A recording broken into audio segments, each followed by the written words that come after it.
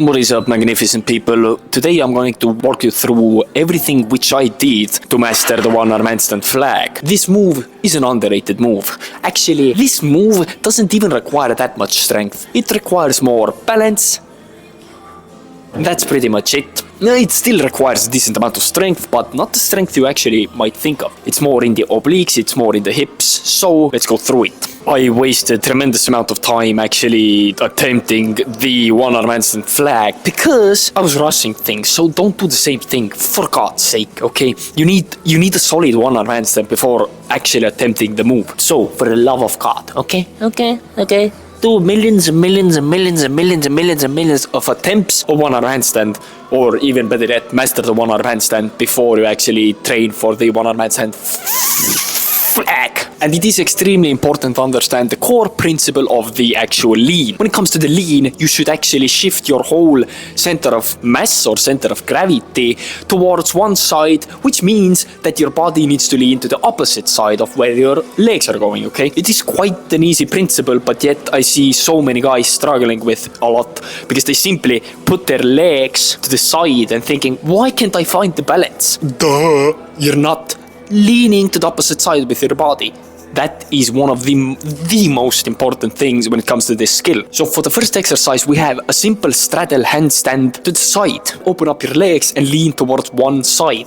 The key here is to get your legs horizontally with the ground. If you go lower than that, that is even better, my friend. The main key here is that you understand where your legs are supposed to go. Once that gets easy for you and you can actually hold that for a few seconds, then you can actually start trying to close one of your legs like this and then try the same thing, okay? This will help you out tremendously because it will already give you more load on the hips and you need to turn your hips to the right spot. You need to find the right balance. Funny thing, where should the hips go actually? The hips, in the most simplest sense, you don't simply go to the side. Your hips turn a little as well, okay?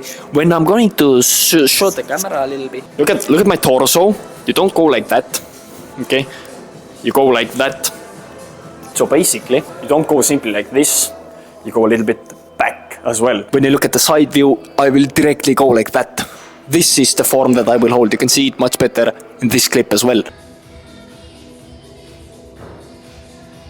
I don't go straightly like this, I go like this. Once you have mastered it with the closed legs, you can try to actually go into the full one. For the full one, close your legs, jump into a normal handstand and then twist your hips, not your legs. Don't simply put your legs to the side. You need to actually rotate your hips as well because all of this comes from the hips and the core. If you don't have your core strength, go back into the kitchen, go back into the drawing board and draw yourself some abs, okay? In the simplest way possible, I made this graph as well where you can actually see where the center of gravity needs to go. It needs to be here, not here, but strictly here. That means lean towards the side opposite to where your legs are going, okay?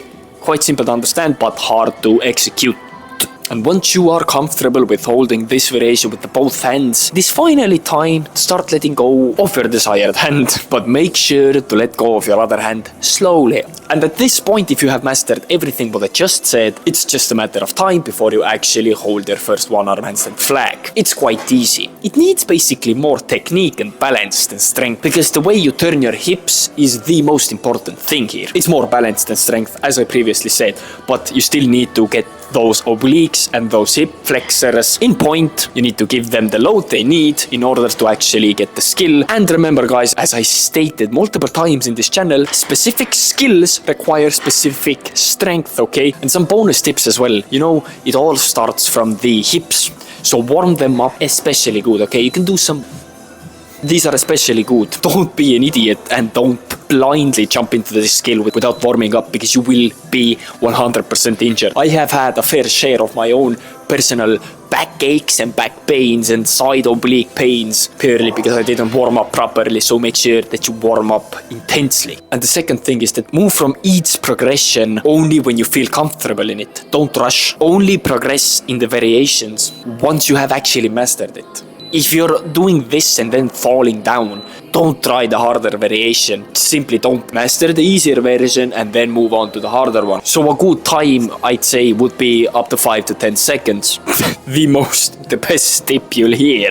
Don't use parallels. You can use parallels, but the parallels should be heavy. Because if you have a keen eye, you might have noticed that one of my parallels wanted to come with me when I was attempting the move.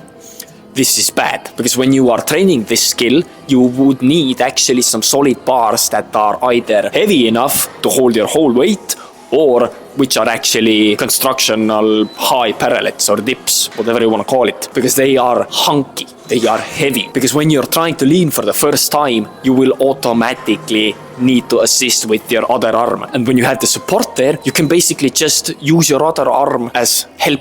Okay, so find some good parallels or some heavy parallels, because they will tremendously help you. Thank you guys for watching. If you have any more suggestions on what do you want to see next on a specific skill or whatever, write it down in the comments and be sure to like and share